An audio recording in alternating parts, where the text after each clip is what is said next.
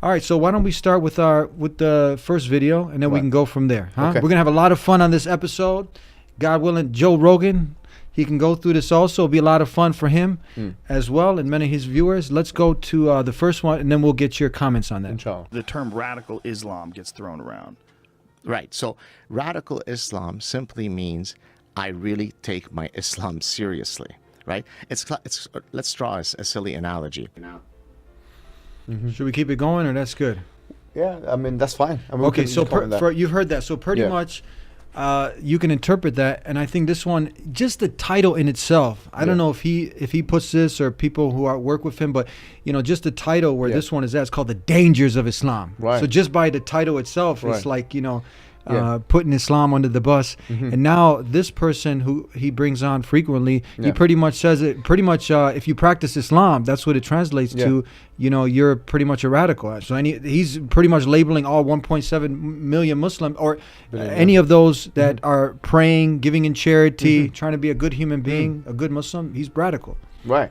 Well, first and foremost, it's really important for us to understand what he means by radical.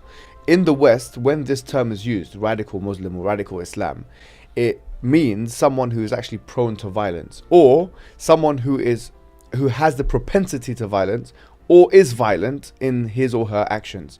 That's the connotation that is actually associated with the term radical Islam.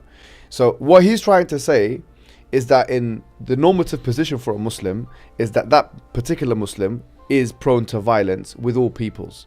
And this is his opinion. If you keep watching what he says, his opinion is that if Muslims had it their way, we would actually be violent to combatants and non-combatants, to women and children, to anyone who doesn't agree with our ideology. And the first thing is, he's made an assertion. He's now made a claim.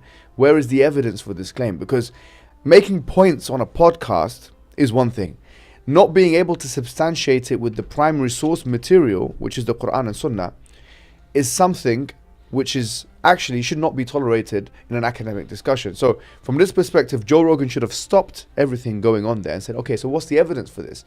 Since what Joe loves is enlightenment thinking, rationalism, all these kind of things, at every stage where claims are being made, evidence must be given to substantiate those claims.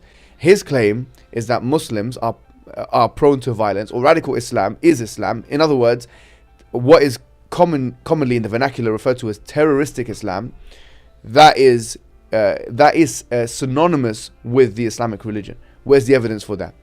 So that's what I would start by saying, because you've made the claim, so what's the evidence for that? And what is, so pretty much you have somebody here now you have a platform that people are trusting you, right, with this information that you're disseminating.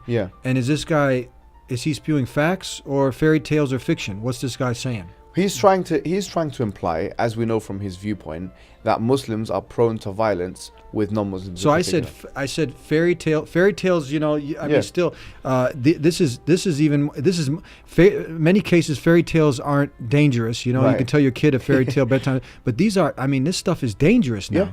Is it? It's absolutely dangerous, because if people actually buy into this propaganda, then this will affect the life chances of Muslims, where people will now compartmentalize the normal, we'll say the normative Muslim, the Muslim who's living by the Quran and Sunnah, who's orthodox, who is living by the tenets of Islam and the injunctions of prescribed by the Quran and Sunnah.